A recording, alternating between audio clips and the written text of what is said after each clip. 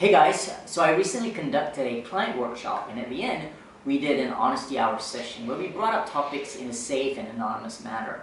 And one of the topics that came up was the existing company's culture of blacklisting. Employees who resign are no longer allowed to rejoin the company at a later date. Now this was a company in an industry where there were very few players, and so it's likely that if you leave this one company, you'll be joining a competitor.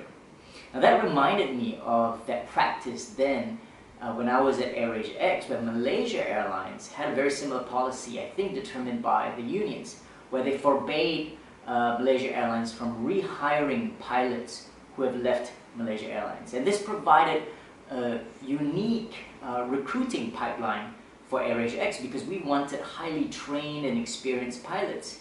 And there was this great pool of people who left Malaysia Airlines lured by the high salaries of Middle Eastern carriers.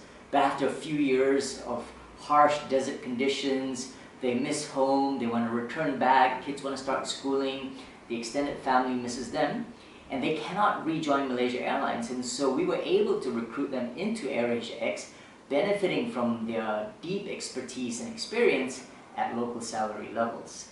Now I've been on both ends of the situations where I have been blacklisted for leaving an employer who valued loyalty above all else and basically viewed anyone who resigned and left the company as traitors.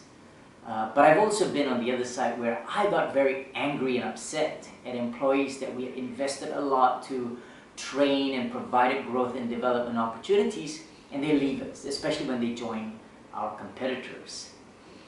But I suppose over time I look back and I think, was that anger and resentment really useful? And maybe it was just a way of masking a sense of inadequacy on my part, that we weren't able to create a good enough growth environment and a positive work culture that would allow people to want to stay with us.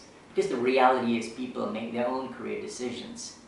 And so as I reflect back and I think, you know what, being angry and treating anyone who leaves our company as traitors doesn't really benefit us at all, except potentially just feeding our own egos.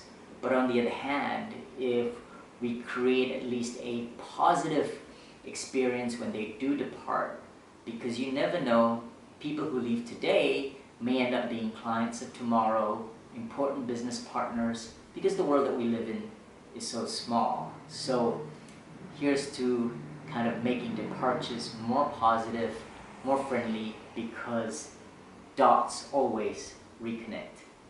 See you then.